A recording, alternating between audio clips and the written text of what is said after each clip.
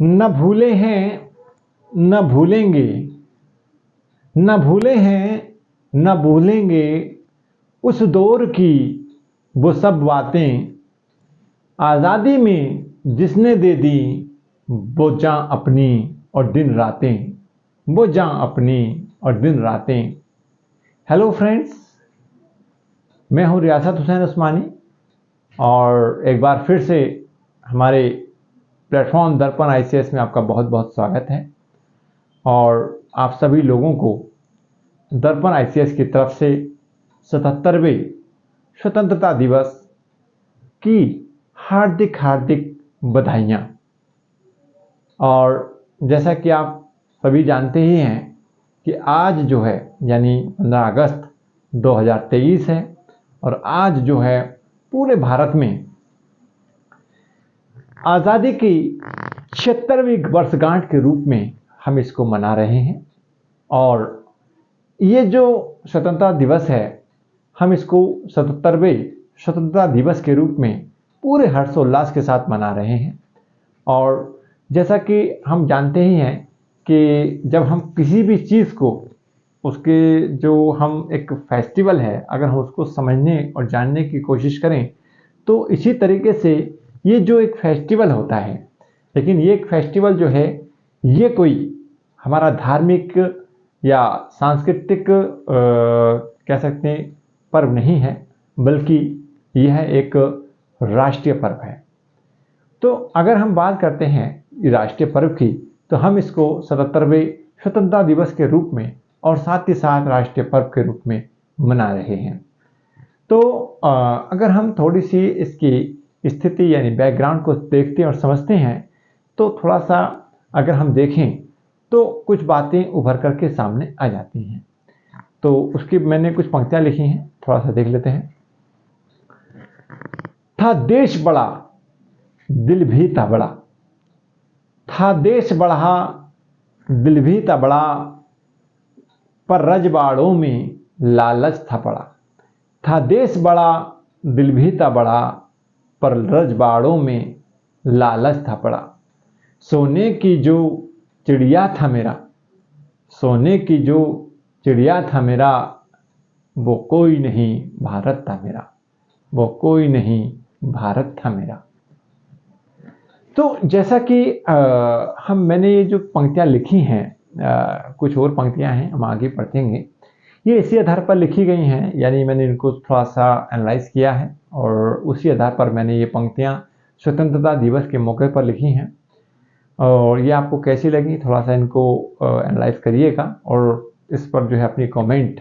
यानी इसमें कुछ अगर आपको किस प्रकार से फील हुआ है ये आप अपनी कमेंट के माध्यम से हमको अपने पास जो हमारी कमेंट बॉक्स होता है उसमें आप भेज सकते हैं। तो जैसा कि मैंने यहाँ पर दिया कि उस समय जब हम भारत में अगर हम उस स्थिति की बात करते हैं तो हमारा देश जो है सोने की चिड़िया के रूप में बहुत ही मतलब कह सकते हैं विख्यात था इंटरनेशनल लेवल पर। तो अब ये स्थिति जो है पूरे विश्व में विख्यात हो रही थी। तो यूरोपियन जो कंट्रियां हैं तो उनका जो ध्यान आकर्षित हमारी जो कंट्री यानी भारत पर होता है और वो हमारे यहाँ पर एंट्री करती हैं। और ये जो एंट्री है वो एक सिर्फ कह सकते हैं एक व्यापारिक एंट्री थी, न कि प्रशासनिक। यानी एक जो है हम कह सकते हैं यहाँ पर व्यापारिक एंट्री के रूप में उसने हमारी जो भारत की पृष्ठभूमि पर उसने अपना कदम रखा और कदम रखने के साथ साथ ही जो है यहाँ पर जो अपनी हम कह सकते हैं अपनी स्थिति को मजबूत किया। और इसने एक व्यापारिक कंपनी के रूप में कार्य करते हुए अगर हम देख रहे हैं तो ये बंगाल यहाँ से शुरू होते हैं और बंगाल से होते हुए पूरे पूर्व की ओर कब्जा करते हुए फिर ये मद्रास की ओर आते हैं और उसके बाद फिर मैसूर जो क्षेत्र पड़ता है उस पर आते हैं और बम्बई में आकर के यह अपना जो है अपना कब्जा भी कर लेते हैं। उसके बाद फिर से ऊपर चढ़ते हैं और ऊपर चढ़ने के बाद में जो राजपूताना क्षेत्र यानी राजस्थान, पंजाब और अंततः जो है ये दिल्ली पर जो है जो बैठे हुए उस समय के बादशाह बहादुर शाह जफर जो बहुत ही महत्वपूर्ण माने जाते हैं, तो उन पर जो है अपनी स्थिति एक प्रकार से कायम कर लेते हैं।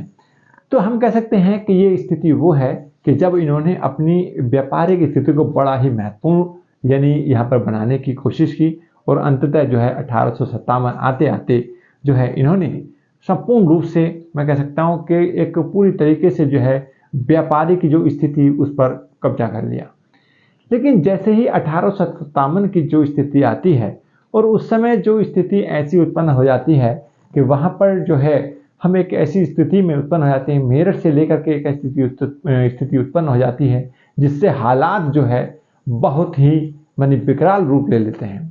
कि उन व्यापारिक स्थिति में जो एंट्री के रूप में वो वहाँ पर हम कह सकते हैं कि एक राजनीतिक दखलंदाजी थी वो वहाँ पर देखी जाती है ना। तो उसमें हम देख रहे हैं तो उस समय जो महत्वपूर्ण बात ये है कि जब वहाँ पर एक 1857 क्रांति का जो आगाज होता है वो पूरे देश में जो स्थिति है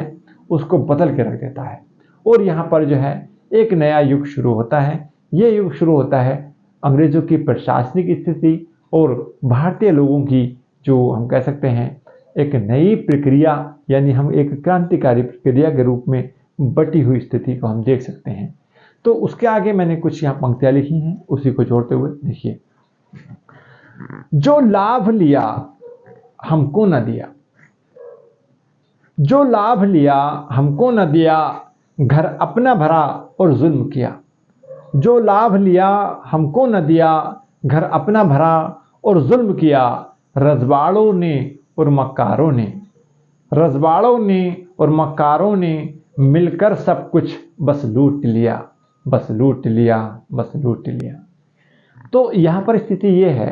कि जो हमारे उस समय के रजवाड़े, जैसा कि हम देख रहे हैं कि उस समय की जो राजनीतिक स्थिति जो उत्पन्न थी हमारे यहाँ पर भारत में, तो वहाँ पर मजबूती के साथ सिर्फ रजवाड़े थे और बाकी जो हमारी गरीब जनता और जो हम कह सकते हैं निचले तबके के लोग हैं वो सिर्फ एक प्रकार से उनका शोषण ही हो रहा था, चाहे वो रजवाड़ों के द्वारा हो और या फिर वो अंग्रेजों के द्वारा हो। तो उन्होंने क्या किया, ये स्थिति मैंने यहाँ पर एक मतलब इसी अपनी 4 पंक्तियों में समेटने की कोशिश की है।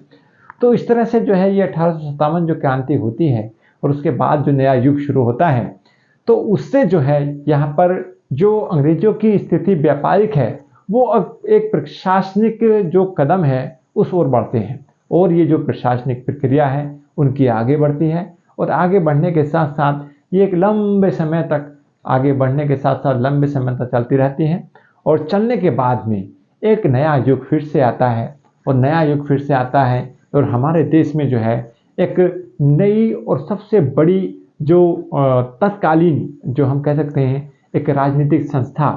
के रूप में जो अस्तित्व में आई, जिसको हम भारतीय राष्ट्रीय कांग्रेस के नाम से जानते हैं, उसने जो है यहाँ पर अपनी बहुत बड़ी महत्वपूर्ण भूमिका अदा की कि जो हमारे उस समय बिखरे हुए जो हम कह सकते हैं जो छोटे छोटे राजनीतिक दल थे या फिर छोटे छोटे ग्रुप थे, समूह थे, उनको एक करके यानी एकता में बांधने का काम किया और साथ ही साथ जो है उनको आगे बढ़ाने का काम किया। ये स्थिति आगे ही बढ़ रही है और उधर अंग्रेजों की स्थिति जो है ये है कि प्रशासनिक स्थिति जो है उनकी बहुत मजबूत हो रही है, क्योंकि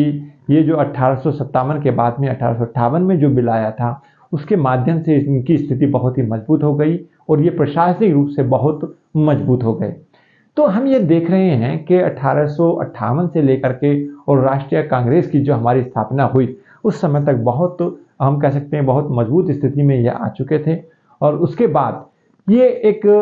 कह सकते हैं कि हमारी जो प्रशासनिक स्थिति इनके कब्जे में पूरी तरीके से आ चुकी है।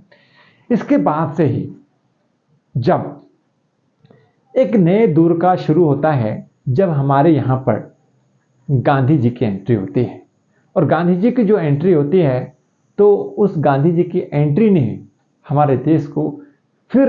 एक ऐसे एकता में जो हम कह सकते हैं सूत्र में बांधने का बहुत बड़ी जो महत्वपूर्ण भूमिका अदा की, उसके लिए मैं आप जो अपनी तरफ से उनको नमन करता हूं। और इसी सिलसिले में मैंने कुछ पंक्तियां लिखी हैं, तो आइए देखते हैं। तो गांधी जी ने पूरे भारत में जन आंदोलन का आगाज भरा। गांधी जी ने पूरे भारत में जन आंदोलन का आगाज भरा। वो 1 से 2 और 2 से 100, वो 1 से 2 और 2 से 100, बस कारवां यूं लाखों में बढ़ा। यानी गांधी जी ने जैसे ही एंट्री की तो उनके साथ साथ जो है हम यहाँ पर देख रहे हैं कि जो हमारे इधर उधर बिखरे हुए कुछ लोग हैं वो भी गांधी जी के साथ साथ आते हैं, और साथ ही साथ जो हमारे क्रांतिकारी नेता, चाहे वो भगत सिंह हो, सुखदेव हो, अशफाक उल्लाह खां हो, इन्होंने उनके साथ साथ जो है कदम से कदम बढ़ाया, और कदम से कदम बढ़ाने के साथ साथ जो है ये अपने प्रण जो इन्होंने ले रखा था कि हमें अपने जो भारत है उसको एक सीमित समय के अंदर जो है यहाँ पर मतलब स्वतंत्र कराने का प्रण लिया, तो उसको उसमें जो है महत्वपूर्ण अदा करते हुए अनेक लोगों ने, मैंने जो नाम गिने ये तो केवल नाम 4 के लिए हैं, लेकिन मैं कह सकता हूँ कि नाम गिने नहीं जाएंगे। हिंदुस्तान में इतने लोगों ने जो है इस आज़ादी के जो हम कह सकते हैं कि स्ट्रगल रहा, संघर्ष रहा, उसमें लोगों ने बहुत बड़ा अपना योगदान दिया है। उनके योगदान को जो है हम भुला नहीं सकते। तो उसके जो स्थिति यहाँ पर उत्पन्न होती है, तो गांधी जी ने एक एंट्री करते हुए यहाँ पर पूरे देश को एक कह सकते हैं एकता के सूत्र में बांधते हुए और आगे बढ़ते चले गए, और साथ ही साथ जो है अंग्रेज़ों को एक कह सकते हैं बड़ी चुनौती देते हुए, और अंततः ये स्थिति आ जाती है कि फैसला लेना पड़ता है ब्रिटिश गवर्नमेंट को कि अब हम यहाँ से अपना जो है बोरिया बिस्तरा बांध करके जाना पड़ेगा। तो इसी सिलसिले में मैंने कुछ और पंक्तियाँ जो लिखी हैं देखते हैं। भारत के वीर जवानों ने, भारत के वीर जवानों ने, अलबेलों ने, मस्तानों ने, भारत के वीर जवानों ने, अलबेलों ने, मस्तानों ने, न्योछावर कर वो जीवन की, न्योछावर कर वो जीवन की, आज़ादी पाई दीवानों ने,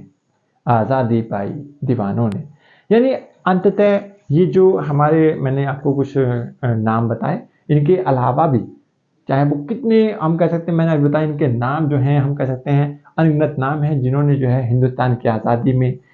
हिस्सा लिया, उनको संघर्ष में एक महत्वपूर्ण भूमिका अदा की। चाहे वो आपके गोखले जी हों, चाहे वो मौलाना आज़ाद हों, अशफाक उल्लाह खां हों, या हम और भी बहुत सारे जैसे रविंद्रनाथ टैगोर, इस तरह से हम कह सकते हैं कि इतने नेता यहाँ पर उभर कर आए थे, चाहे वो लाला लाजपत राय हों, तो इन्होंने अपनी महत्वपूर्ण भूमिका अदा की, और अंततः जो है इन्होंने 15 अगस्त 1947 को भारतीय जो स्थिति है उसको एक कह सकते हैं कि एक नई स्थिति में ला करके खड़ा कर दिया, और अंग्रेज़ों को भगाने के लिए ये जो है एक जो प्रण सपना देखा था वो यहाँ पर एक कह सकते हैं एक साकार किया, और ये वो स्थिति आ गई थी कि अंग्रेज़ों को जो है यहाँ से अब हाथ धोकर यानी पूरा बुस्तरा और बांध करके यहाँ से जाना पड़ा। तो अंततः हमारे जो ये स्ट्रगल रहा पूरी तरीके से एक सफल रहा, और 15 अगस्त 1947 को हमारा देश आज़ाद हो गया। लेकिन आज़ाद होने के साथ ही साथ एक यहाँ पर एक खटास अंग्रेज जो वो गए, वो आज भी हमारी जो कंडीशन है उस कंडीशन में हम देखते हैं वो आज भी हमें दुविधा में डालती है। यानी वो दुविधा क्या थी? वो दुविधा ये थी कि उस समय की स्थिति ये हुई कि भारत जो अखंड भारत था उसको 2 हिस्सों में बांट करके अंग्रेजों ने एक बहुत ही कह सकते हैं मतलब एक कटु प्रयास किया, और भारत के 2 टुकड़े करके भारत और पाकिस्तान बना दिया। लेकिन इसका जो खामियाजा हम कह सकते हैं अपनी यहाँ की जनता, जो हमारे अखंड भारत की जनता है, उसने बहुत सहन किया। जो आज भी हम चाहे वो हिंदुस्तान ले लीजिए चाहे वो पाकिस्तान ले लीजिए, दोनों देशों की जनता ने बहुत बड़ा जो है नुकसान अदा किया, यानी नुकसान जो है सहा है। तो इस तरह से जो है यहाँ पर 15 अगस्त 1947 को हमारे देश ने एक नए युग में पेश किया, और जिसे कहा जाता है स्वतंत्रता यानी यहाँ पर मिल जाती है, और हम यहाँ पर आज़ादी के जो जश्न के रूप में हम मनाते हैं। और उसी साल से यानी 1947 से हम लगातार प्रत्येक वर्ष 15 अगस्त यानी आज़ादी के दिन ही हम स्वतंत्रता दिवस मनाते आ रहे हैं। और आज यानी 15 अगस्त 1947 को 76 साल पूरे हो चुके हैं, और जो है हम इस साल यानी 15 अगस्त 2023 को जो है आज हम 77वां स्वतंत्रता दिवस मना रहे हैं। तो इस बात को मैं अंत करते हुए मैंने कुछ जो पंक्तियाँ लिखी हैं, देखिएगा। जरा याद करो, जरा याद करो, जरा याद करो, जरा याद करो आज़ादी के उन वीरों को।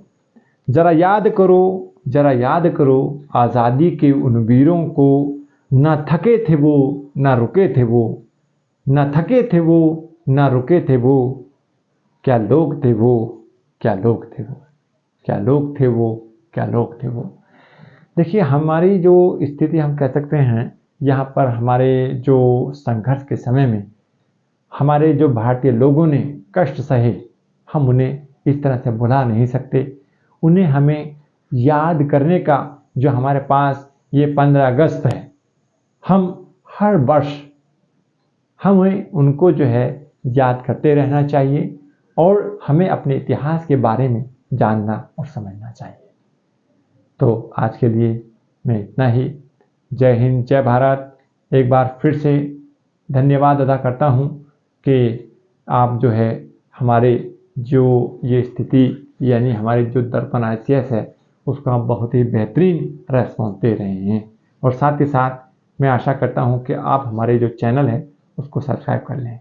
जय हिंद, जय भारत, वंदे मातरम।